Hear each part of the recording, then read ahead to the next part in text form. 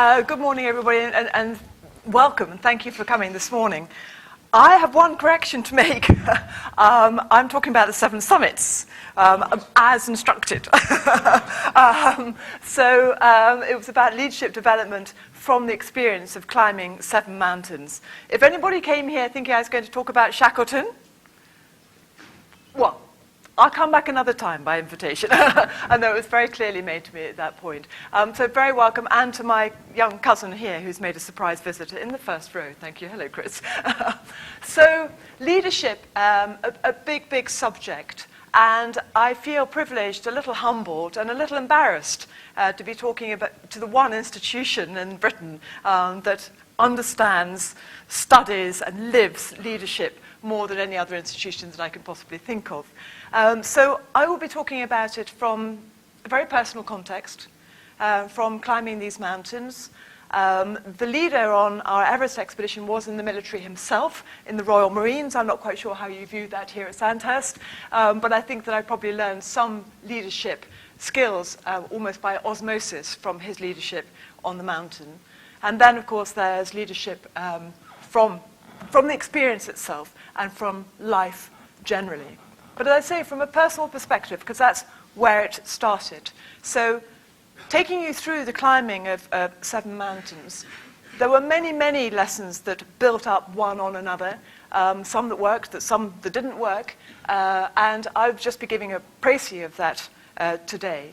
And then what I would really like to do when we open up to questions and answers for the second half of this morning is, for those of you who follow the mountains, follow the news in the mountains, particularly this year on Everest with the overcrowding, with consequences of that, maybe we can lead that conversation into leadership in the modern day and how things evolve and change, and if there are any solutions that we might be able to find.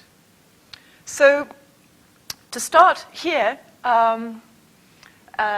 Everest, I suppose, is the highest, and for me personally, it's where the story began. I was invited there to report on an expedition back in 1989. And my knowledge of mountaineering at that time was extremely limited. So it was a fast learning curve when I first went, and actually one of the most colourful experiences, 10 weeks of my life, that I think I've ever had. A young monk from the Rongbuk monastery, we approached Everest from the north side, from the Tibetan, now Chinese side of the mountain. And you're aware immediately that although we refer to Everest, certainly in mountaineering circles, as a British mountain, because it was first climbed by a British expedition in 1953, it is, of course, in a Buddhist land. Everywhere you approach it, from the north, the south, or the east, you're coming across monasteries and prayer flags and respect that's owed in that regard. Here we are, looking at something called the Bill's Buttress, which is a feature on the northeast ridge.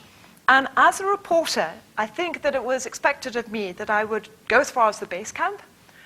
Maybe I'd walk a little bit further and go as far as the advanced base camp, which was actually 13 miles closer to the mountain. I don't think, in fact, I know that none of the climbers on that Anglo-American expedition really wanted me, as the journalist, to climb onto the mountain itself, because I might get pulmonary edema or cerebral edema or frostbite or a number of ailments of high altitude which would mess up the expedition for them. But I wanted to experience why people climbed, what it was all about, and I thought that was the only way that I was going to do it. And thanks to a Sherpa by the name of Chuang, who lent me kit, boots and harness and everything, I had opportunity to climb up this ridge to the top point you can see there, where there was one little tent pitched, and that was the first camp. It was to an altitude of about 7,100 meters, so I would feel what it felt like to be climbing in air that was thin, without very much oxygen, but mainly just to get boots and crampons on my feet and see why people would risk life and limb just for the sake of climbing a mountain. A very long way from the summit, but my little summit for that year. And when finally I got to the top of that Bill's Buttress, this is one photograph taken of me in probably my whole life that actually I can smile with, because I felt bursting with joy at that point. all one's senses. I know there are mountaineers in the room here. When you get to a point, you can look over the other side into a lovely empty valley and view up here over the pinnacles to the summit of Everest. And it felt a tremendous achievement, but mainly I just felt vibrant and really just loving to be in that place. And I think that was the day, if you like, that I discovered that what I really wanted to do was to climb this mountain. And there's a point in that, actually. I had no experience at this point, no skills, but I knew what it was I wanted to do. And if we're talking about leadership, I think the alignment of one's inner state with one's action is really, really important. I mean, in business speak, they call it authenticity. You can't kid yourself. You certainly can't kid other people that you're on the right road for you. And that, in many ways, was what made the next 7 mountains I'm going to talk about easy, because I was on the right road for me. This is something that I really wanted to do. It wasn't put upon me by anybody else, by well-meaning teachers or expectant parents. It was just something I really, really wanted to do. So I came back from that trip, back to my same job, but the holidays changed. And the first mountain I climbed was Kilimanjaro. I went with a girlfriend. She wanted to do that as well. And we just went on a nice holiday. I wasn't thinking at the time that this was one of the 7 summits. It was just taking that first step towards a pastime that I enjoyed doing.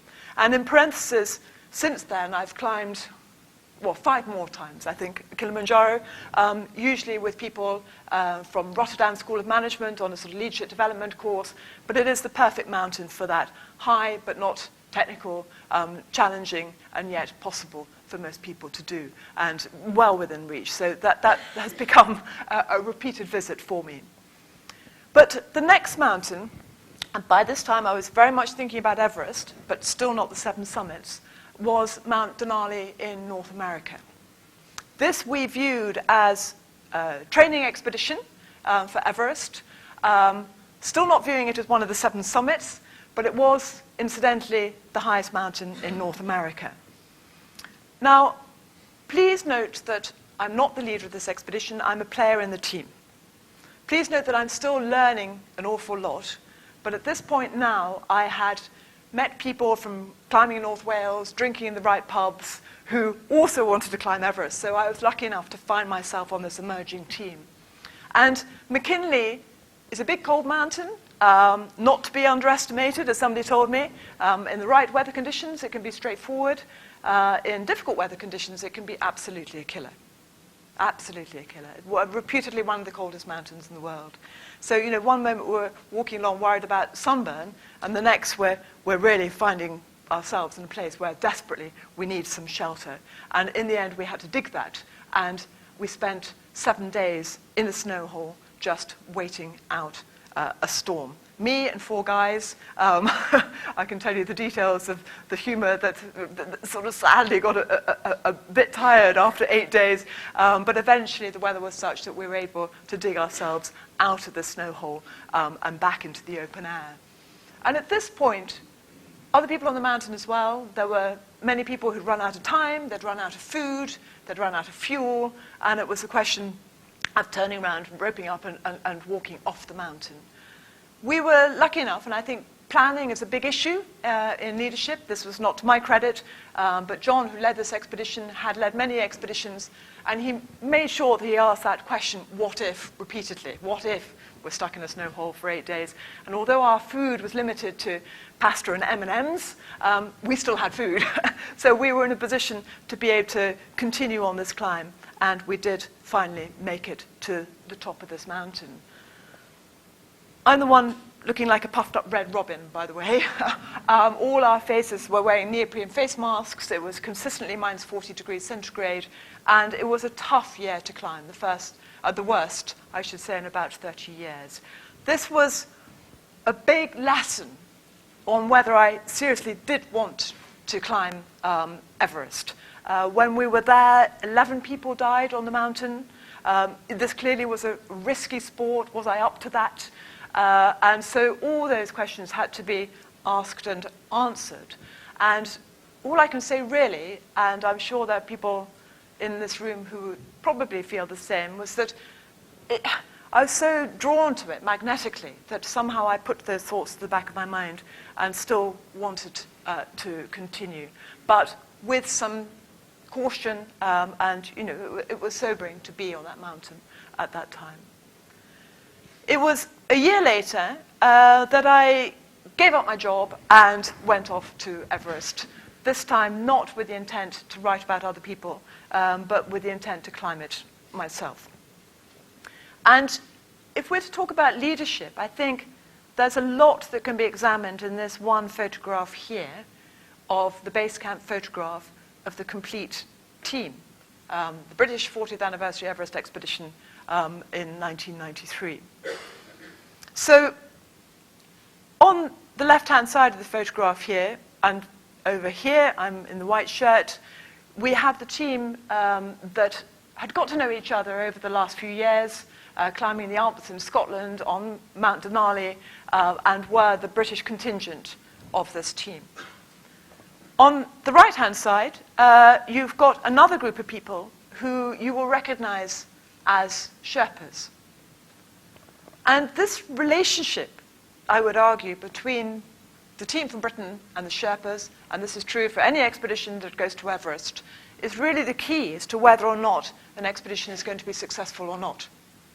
And I'm sure you find yourselves as well working with people in local environment, from a different culture, maybe with different objectives than yourself. And the question is, how does one overcome any potential obstacles that might get in the way of working together as one team? I could add to that coming from Britain, there was a little bit of a legacy which might get in the way of that as well. In 1953, it was a very successful expedition, but it was just after a period of British influence in the Indian subcontinent, and the relationship between the British team and the Sherpas was one that I wouldn't have considered ideal today in terms of equality and working together. The reality in 1993, if we were to look at the objectives, yes, maybe they were different. I mean, every one of us from Britain wanted to get to the summit of Everest. For the Sherpas, that would be useful as well, but their main objective might be to earn money to improve the lot of their families. Did it matter so much if they got to the top of the mountain? Was there a danger, because we came with our sponsorship and we were handing over money to them, that there might be a them and us relationship, which I would argue would not be healthy? Honestly, I wasn't thinking about this acutely at the time, but retrospectively I realized that the relationship between us did work. And if I were to unpick it, I would argue that it came down to very fundamental human relationship issues around respect. Simply about respect and around trust. Old-fashioned words, but things that matter in any environment that you have to be in. And actually to respect the Sherpas was like falling off a log.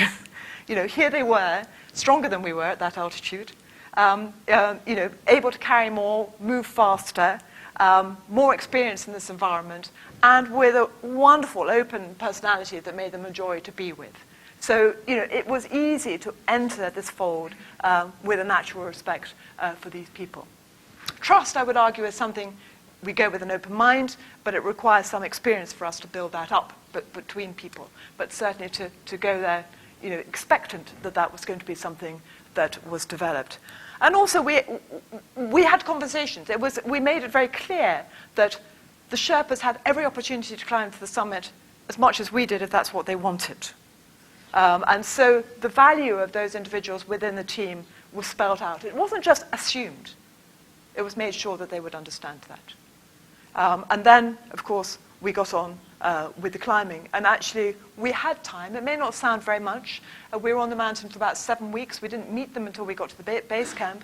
But this was 7 weeks of not just meeting, of a pub on a Friday evening or something like that. We were together 24 hours a day. We were climbing together, eating together, so drinking loads of tea together. So there was plenty of opportunity to get to know one another. And experience. This is the Khumbu Icefall, which is the first obstacle that one climbs through on Everest in order to get onto the mountain proper.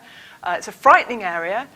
Statistically, when we were there, it wasn't regarded such a dangerous area, but unfortunately, as we know, in 2014, there was an avalanche and a serac fall in this ice fall, which resulted in 16 deaths in one event, on one day, and all those deaths were of local Sherpa climbers.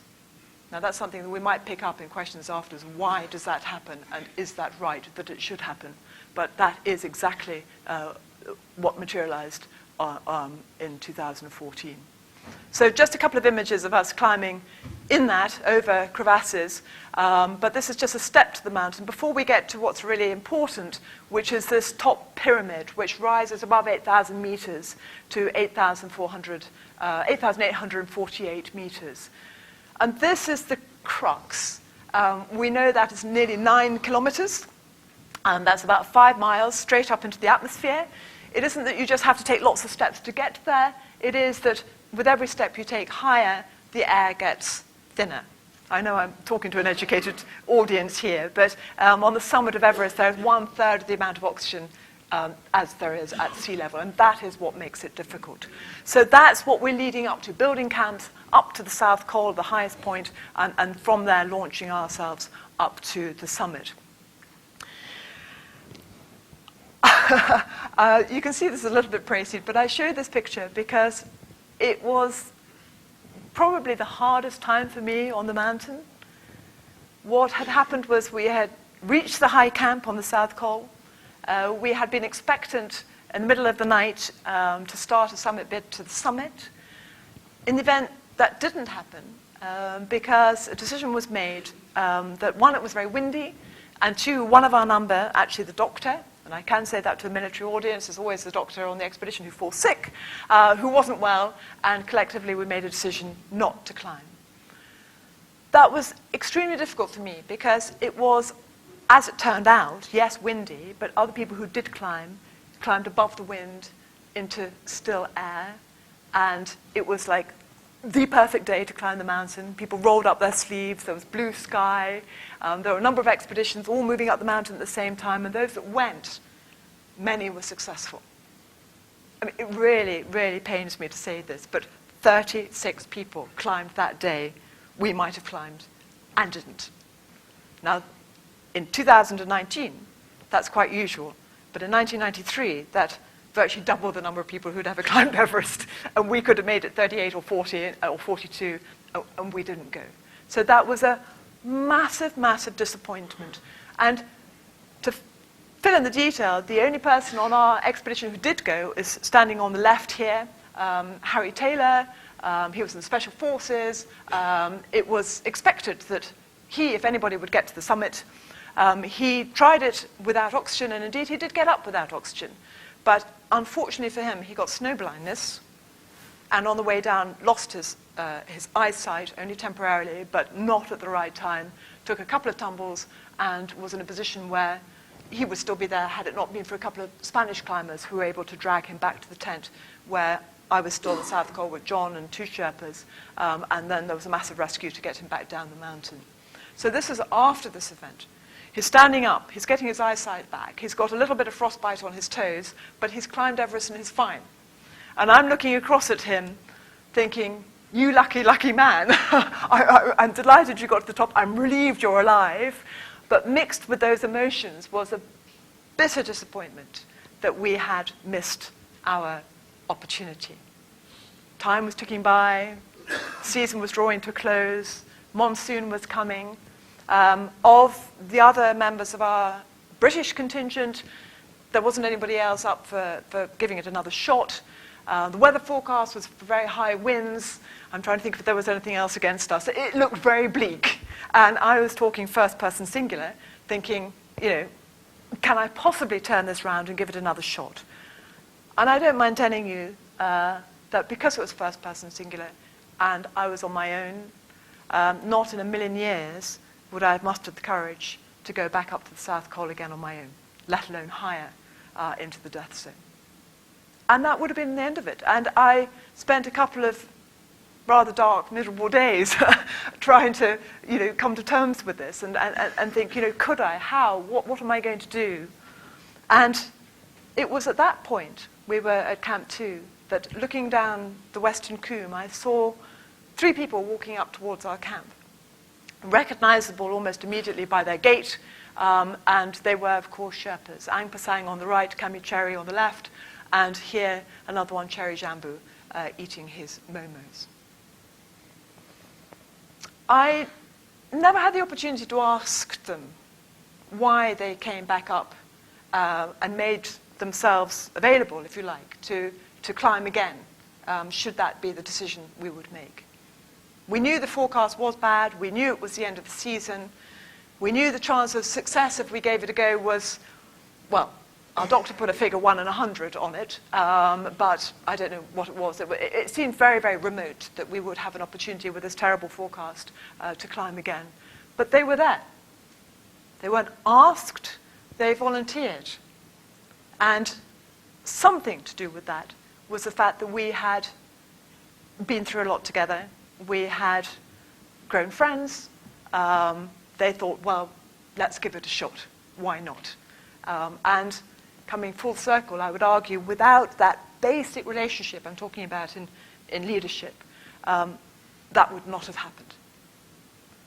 So there I was at Camp 2. These 3 men had come up to climb with me, and the next day I couldn't lift my head off the pillow. I was so exhausted. And I remember having to turn myself around in the tent, stick my head out and say, guys, I'm sorry, I can't. And actually, at this sort of altitude, we were over 7,000 meters at Camp 2. Sometimes just a shift in the barometric pressure can be the difference between you being able to perform and not being able to perform. And we'd had a tough time, obviously, a couple of nights up at 8,000 meters. And I felt pretty wretched that day. But we waited one more day. And the next day, I was able to lift my head off the pillow. And we ate as much rice and butter as we could get down ourselves. And we set off again, back up the Lhotse face and up to the South Col. And here we found ourselves, just the 3 Sherpas and myself. We'd been here a week before with lots of people. Now just the 4 of us camped on the South Col. For the moment, there were later 3 other climbers who came up behind us and also pitched a tent here on the South Col. I just want, in the time I've got, to touch on decision-making, which, of course, is another major element of any leader that has to be taken here. And to examine, unpick, if you like, between what might be regarded as rational decision-making and what I would say was heavily emotional decision-making, and how they can color each other, and how we have to be very careful in many ways to try and keep our head together in a difficult situation when we have to make a decision. So if I can put yourself here on the South Col, we arrived there in the afternoon. The plan is normally to rest a little bit, but to start climbing that same night. The summit day you can't do in less than, well, it depends how fast you are, but generally it will take 17 or 18 hours, and there aren't that many hours of daylight, so some of it you do in the dark. So we were planning to leave at about 11 o'clock, and the facts we had was a weather forecast for 60-knot winds. That's enough to blow a man off his feet, and we were tired. We'd been up here before, so we weren't in the best condition for it.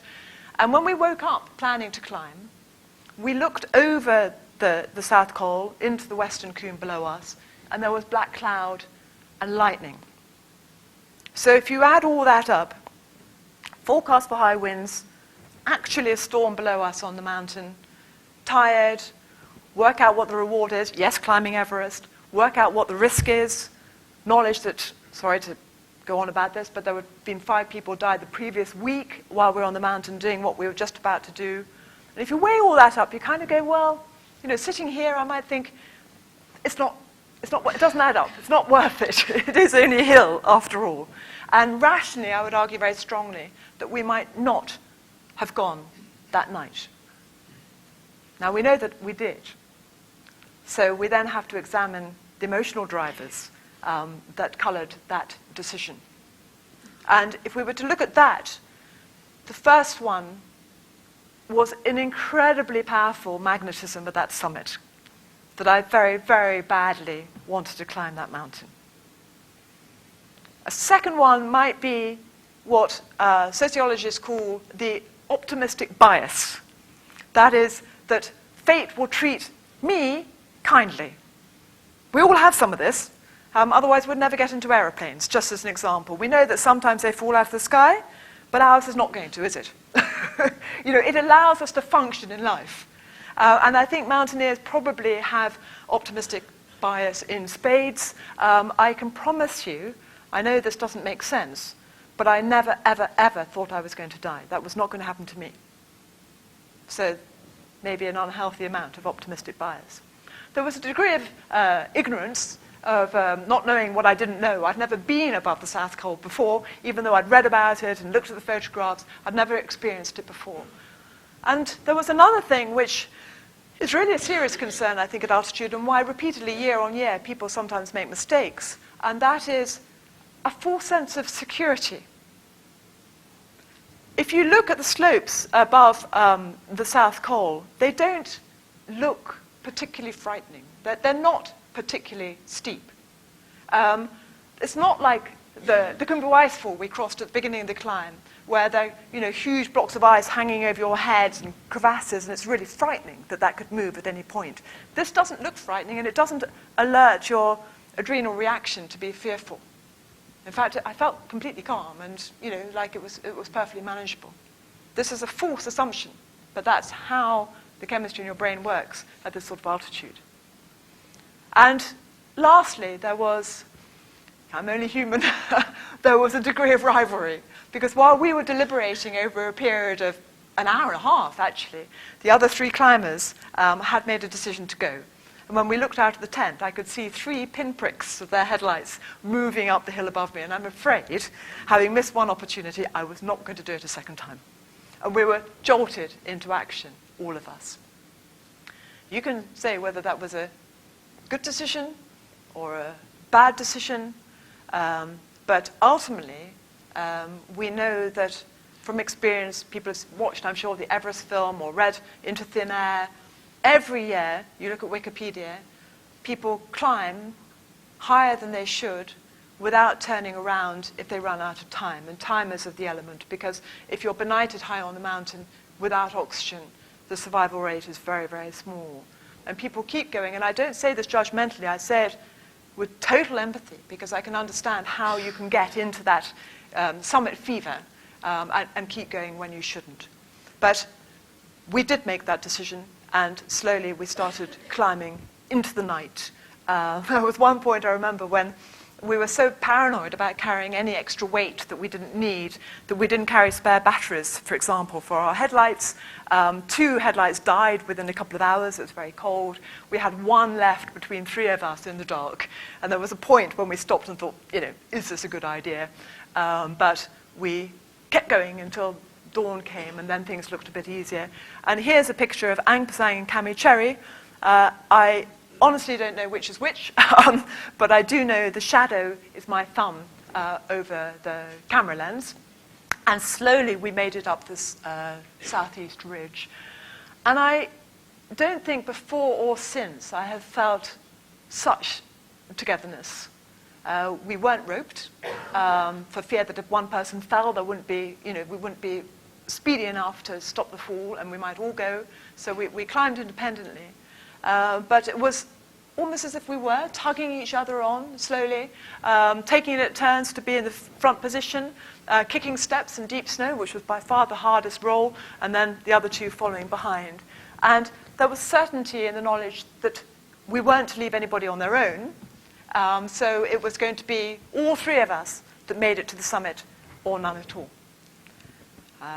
Incidentally, we climbed above the other 3 climbers who were struggling with the cold. So we were extraordinarily blessed in the 1990s to have the whole summit pyramid of Everest to ourselves as we slowly made our way up to the South Summit, along the summit ridge that leads up to the Hillary Step you can see in the top left-hand corner. And once you're over that, the ridge broadens and becomes much easier, actually. And you know with complete certainty that you're going to make it to the summit, which we did on the 17th of May at about 20 past midday. Now, this is where things might have got difficult, because there's an unspoken rule on Everest that you turn around by 1 o'clock if you haven't made it to the summit to give yourself time to get back down again to the high camp. I cannot answer you what I would have done, we would have done, had we got there at 1:05, or 1:30, or 1:45. This is where it becomes really difficult, and this is where fine judgment comes into it. And I would argue in this situation where very, very clear parameters come into it. Rational parameters, safety first, 1 o'clock rule, whatever cost. You make that decision. And always keep the right side of the line. Sometimes you might go close to it, but make sure you're the right side of the line in order to get safely back down the mountain. So, for the 7 summits, sort of by chance, I had climbed 3 without realizing what the 7 summits were, because back then it wasn't a big deal. People didn't know about it. It's much more popular and recognized today. But if I examined it, yes, I'd climbed Kilimanjaro, Denali, and now Everest. And now without a job, because I'd thrown that in, I thought, well, that's an excuse to travel around the world doing something I love. And I had planned to do that over a period of years, like an extended gap year, traveling a bit, writing books and what have you. Unfortunately, reality hit when I learned that there was another British woman, Jeanette Harrison, who wanted to do exactly the same thing as I did. Not a problem, except for sponsorship. And DHL, who sponsored us on Everest, made it very clear to me that if I was going to climb the 7 summits, they would sponsor me mountain by mountain, but the moment it looked like I was going to be second and not first, the money would dry up. So I had to turn a project that might have taken an extended period of time into one that had to be done within 5 months to have a chance of doing it first. Jeanette had also climbed Denali and Everest the season after me, and Kilimanjaro, but she had also climbed Aconcagua, which is the highest mountain in South America. So I had to catch up and overtake and make sure that I was on the first flight to Antarctica to complete the 7 with Vincent at the end of that time. So I scheduled. If you're talking about leadership, I suppose in a way, because I was the only one from Everest who wanted to continue this project, I kind of stepped up from being a player to somebody who was manager, at least, in terms of organizing the logistics. And the first mountain of the remaining 4 to be climbed was Elbrus, the highest in Europe. Mont Blanc, as I thought, is not the highest in Europe. That is the highest in Western Europe. And Europe extends, of course, out to the Urals. And Elbrus is a good 1,000 feet higher. So I went out with a friend of mine, Fiona, who I was at university with, who I traveled with, who is the godmother of our firstborn child, who's a very good friend, but grew up in Hong Kong and had never walked in snow. So my sponsors did lift an eyebrow a bit, but I knew she was determined. I knew she was hungry for this. I knew she'd be fun to travel with. And Elbrus is not a technical mountain, and I thought that we could pick up the skills well enough before we actually went to Elbrus. From a career perspective, there are careers, of course, where you need years of learning technical skills. I'm thinking engineering, I'm thinking medicine, I'm thinking architecture, lots of things.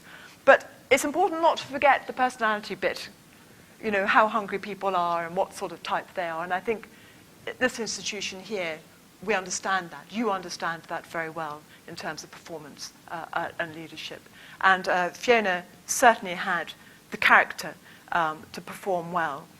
I made a decision that I was not going to be the one that taught her the technical skills, and we had with us a Russian mathematician, actually called Sergei, who was to do that. And if I was going to be in any role, it was that of coach, encourager, believer, that she was able to do this. And that doesn't sound very much, but actually, to have confidence in somebody or for somebody else to have confidence in you, it is very important.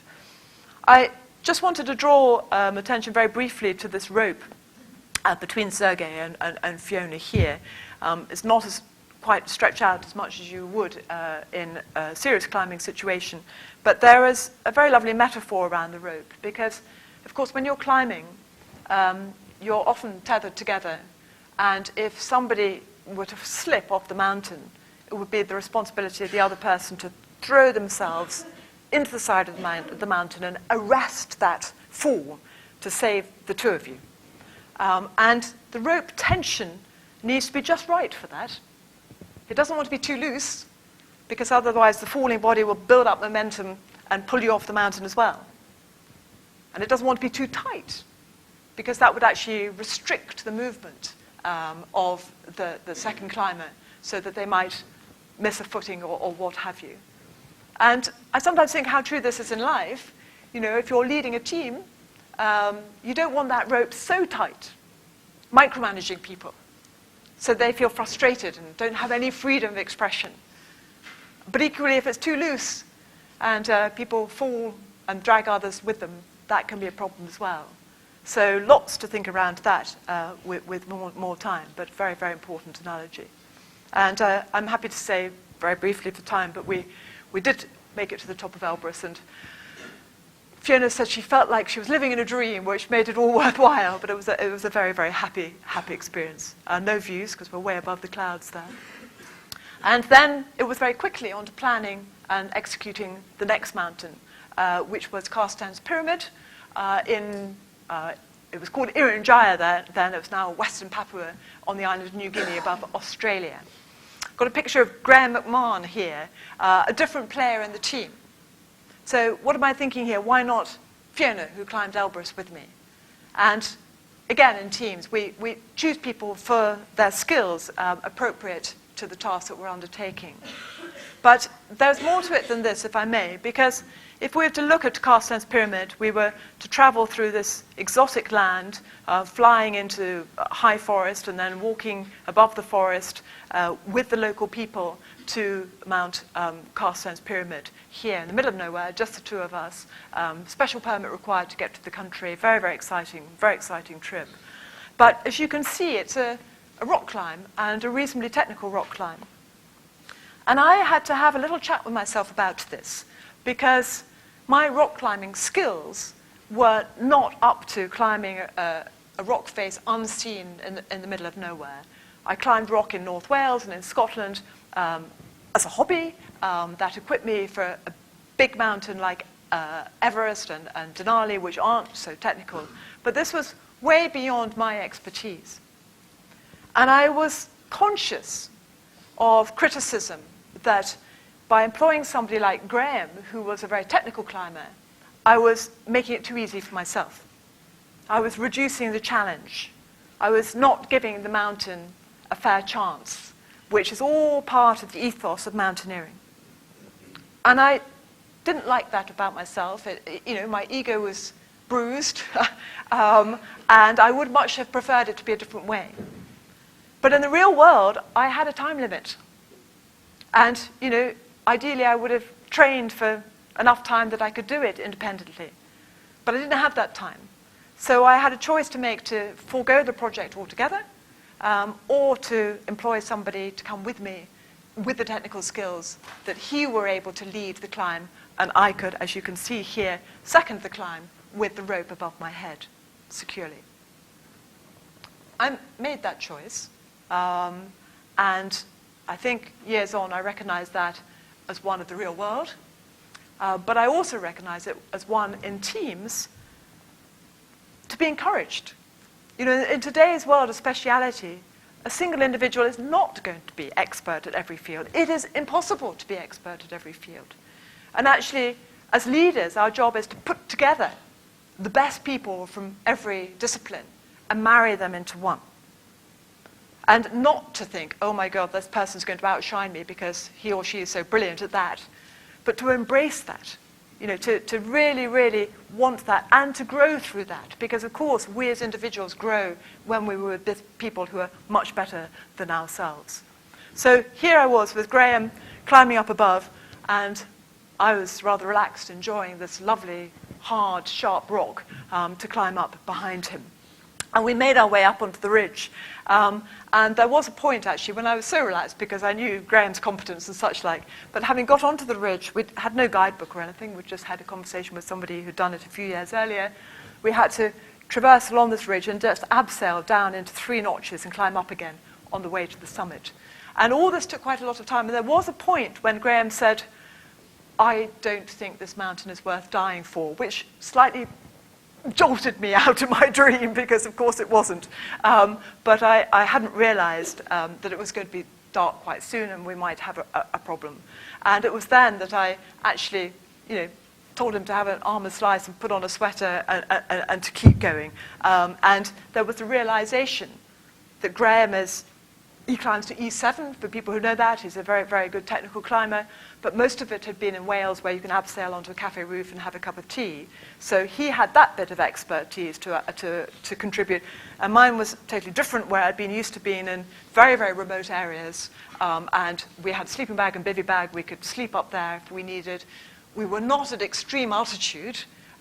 This is about 16,000 feet, so let's say 3,500, 4,000 meters. And we pushed on. And then, indeed, we did get to the top of this mountain in pretty terrible weather. And yes, we did have an epic getting off it in the dark, but we managed all the same. And with time, I could carry on discussing the adventures getting out of Irian but the mountain was indeed climbed. I had 2 left, Aconcagua and Vinson in Antarctica. And I think I mentioned earlier that Vinson needed to be my last mountain. And we were to fly down there from Punta Arenas in South America, and I wanted to be on the first flight in November. It's not scheduled, the sort of the 14:20 from Heathrow Terminal 2. It was when the weather was good, but we need to be down there waiting for that first flight. And Aconcagua, we had to fit in before that. Now, the climbing season for Aconcagua is normally January or February, but because I had to be on the first flight and the last mountain had to be Vinson, and I was going there in November, we had to bring Aconcagua forward in the schedule and climb it in October. And this is coming out of the winter in South America, and I had been advised by just about everybody I spoke to that this was not a good plan. And we talk about positivity. For me, it felt more like pushing away negativity. I couldn't hear that because it didn't fit with what I wanted. And I kept talking to people until I found a Chilean pilot who had flown over Aconcagua a number of times. And he said to me, you might be lucky. And that's what I wanted to hear. We might be lucky. We might just get a couple of days of good weather when the wind subsided and we could climb this mountain in October. And with that thread of hope, 4 of us went. There was Martin Barnicott, David Horton here, John Barry, who led the Everest Expedition, and I took the photograph. And then 2 more climbers here, David Hempelman-Adams, you may have heard of, and Roger Meir.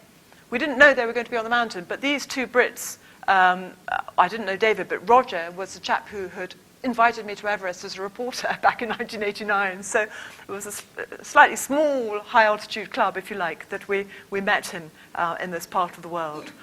But we climbed up to the high camp. Here is the view looking out at the tent. And to that point, and probably since, I had never, ever been as cold as I was on this mountain. I had the best kit by now, big gloves and boots and down suits and all the rest.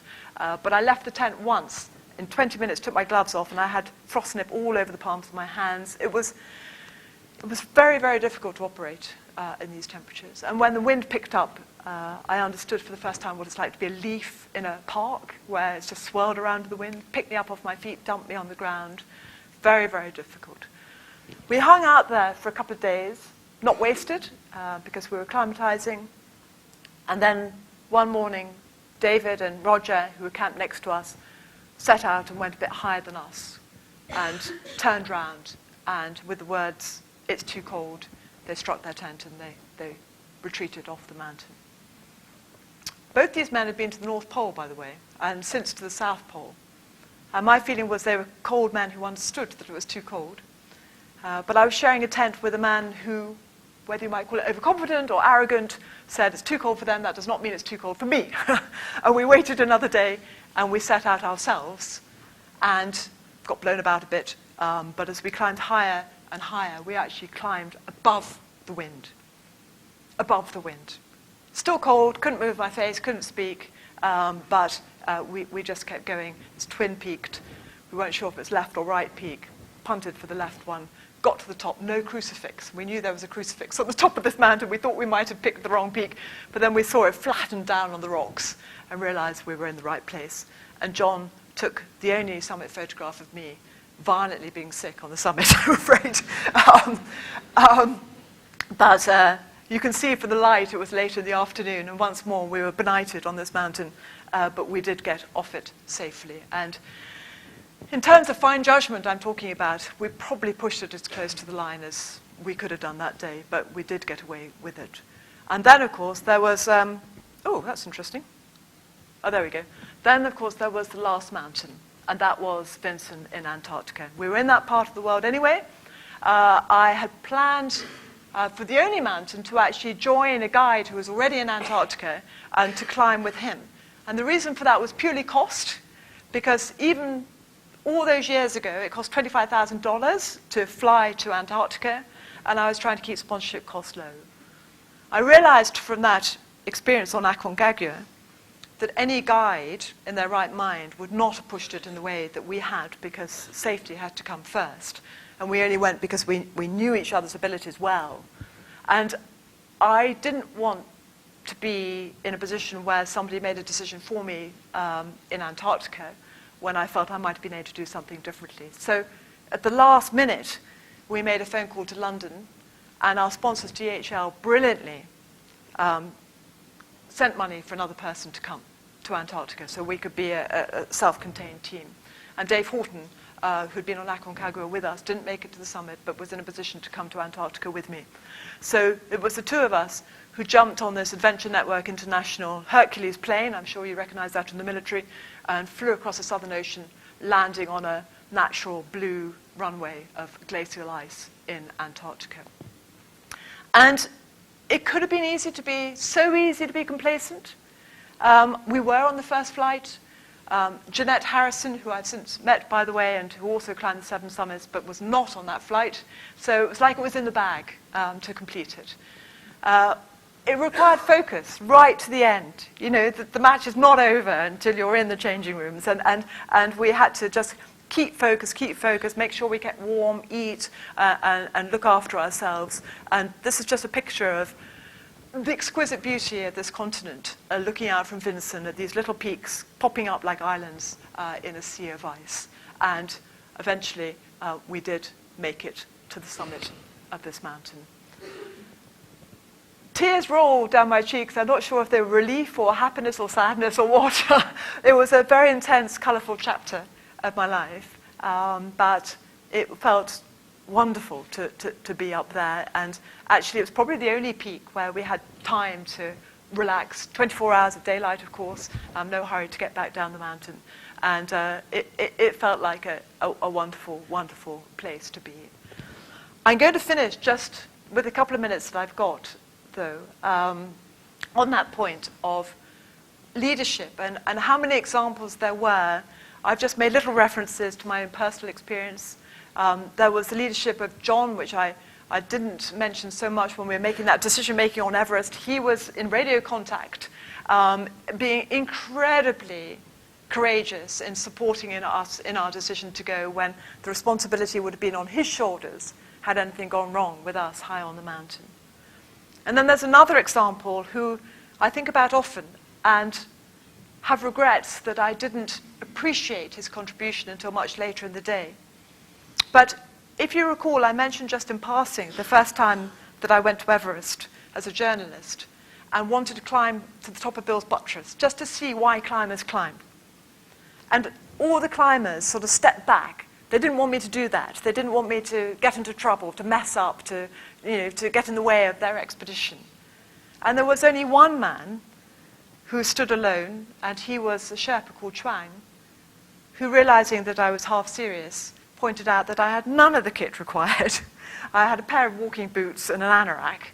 And he handed me, a harness and an ice axe and plastic boots and crampons. And that enabled me to climb up to Bill's Buttress.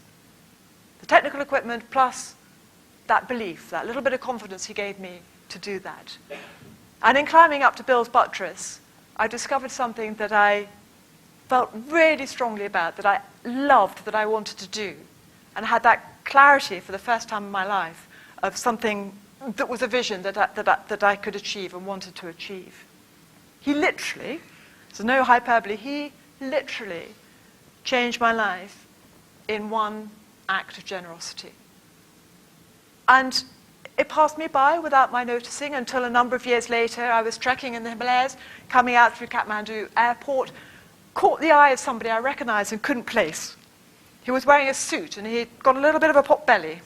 But when he smiled, I realized it was Chuang, now a group leader running his own trekking company. And flying out from Kathmandu that day, looking out across the Himalayas, I realized the influence that man had had on my life, and how every one of us has a choice like that, believing, giving that opportunity, saying, try this, why, how about that? All of us, for young people, old people, what have you. And that, I think, in summation, is what leadership is about. It's about, clarity of vision and bringing people with you, but it's also about generosity of spirit to develop other people beyond developing yourself. And that's where I will close today, if I may. And I believe there's some bit of a break and then some questions afterwards. Thank you very much.